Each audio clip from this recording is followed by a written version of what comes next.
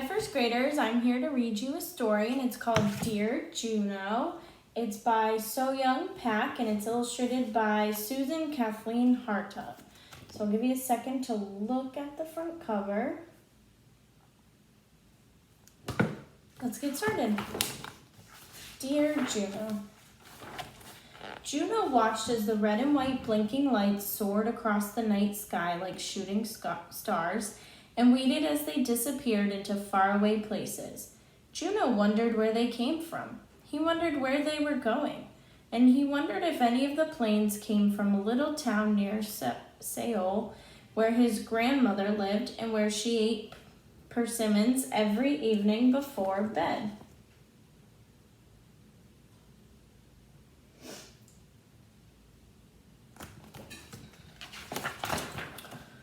Juno looked at the letter that came that day. It was long and white and smudged. He saw the red and blue marks on the edges and knew the letter came from far away. His name and address were neatly printed on the front, so he knew the letter was for him. But best of all, the special stamp on the corner told Juno that the letter was from his grandmother.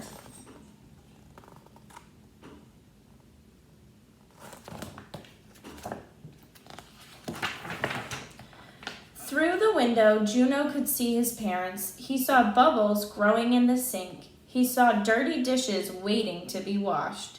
He knew he would have to wait for the cleaning to be done before his parents could read the letter to him.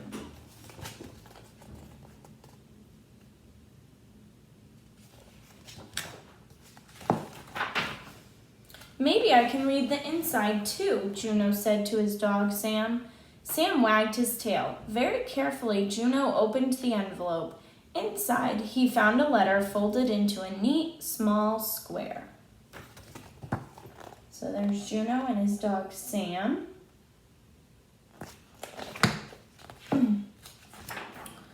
He unfolded it. Tucked inside were a picture and a dried flower.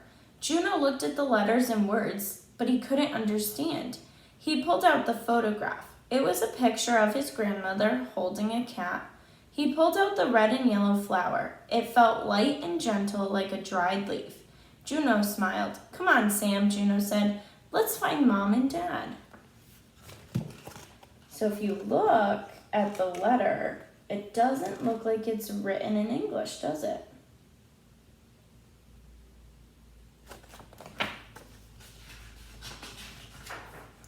Grandma has a new cat, Juno said as he handed the letter to his mother, and she's growing red and yellow flowers in her garden. How do you know she has a new cat? Juno's father asked. She wouldn't send me a picture of a strange cat, said Juno. I guess not, said Juno's father. How do you know the flowers from her garden? Asked Juno's mother. She wouldn't send me a flower from someone else's garden, Juno answered. No, she wouldn't, said Juno's mother. Then Juno's mother read him the letter.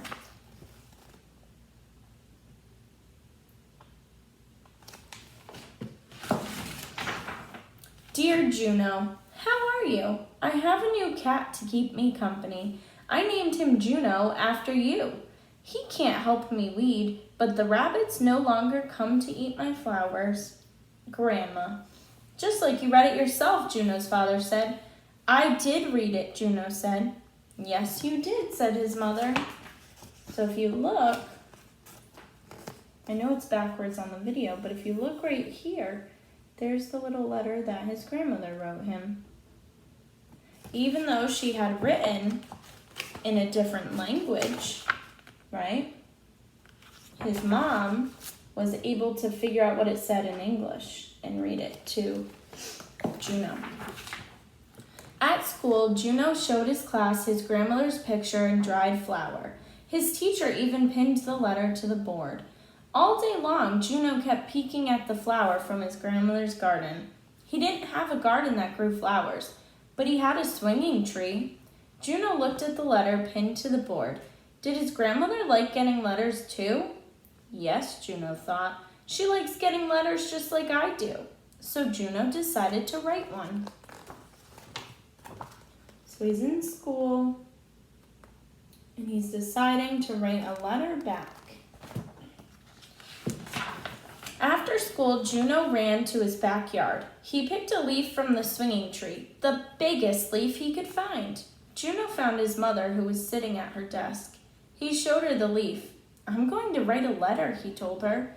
"I'm sure it will be a very nice letter," she answered, and gave him a big yellow envelope.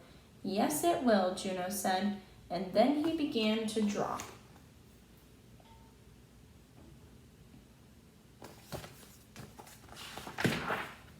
First, he drew a picture of his mom and dad standing outside the house. Second, he drew a picture of Sam playing underneath his big swinging tree. Then, very carefully, Juno drew a picture of himself standing under an airplane in a starry nighttime sky. After he was finished, he placed everything in the envelope. So if you think about it, he's not writing a conventional letter, meaning he's not writing a letter that we might think of when we think of the word letter, but he's showing his grandmother things that he might write in the letter through pictures. "Here's my letter," Juno announced proudly. "You can read it if you want." Juno's father looked inside the envelope. He pulled out the leaf. "Only a big swinging tree could grow a leaf like this big," he said. Juno's mother pulled out one of the drawings. "What a fine picture," she said. "It takes a good artist to say so much with a drawing." Juno's father patted Juno on the head. "It's just like a real letter," he said. "It is a real letter," Juno said.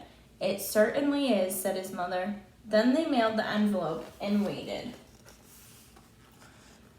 So they're right. He doesn't have to write words in order for it to be a letter. He's drawing pictures. And in his pictures, he's telling his grandmother about his life. So there's no words on this page, but it looks like there's Grandma with her orange cat, the yellow envelope where he sent all of his letters, with the big leaf in his pictures.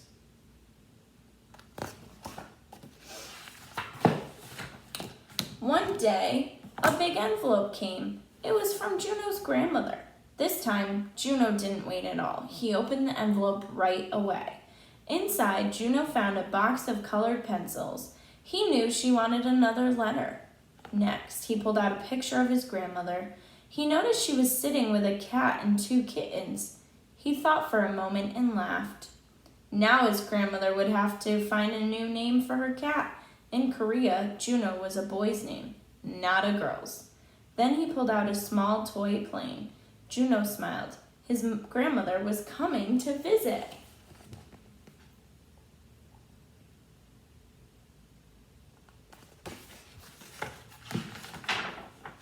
"Maybe she'll bring her cat when she comes to visit," Juno said to Sam as he climbed into bed.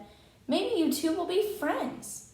Soon, Juno was fast asleep, and when he dreamed that night, he dreamed about a faraway place, a village just outside of Seoul, where his grandmother, whose gray hair sat on top of her head like a powdered donut, was sipping her morning tea. The cool air feels crisp against her cheek, crisp enough to crackle, he dreams, like the golden leaves which cover the persimmon garden.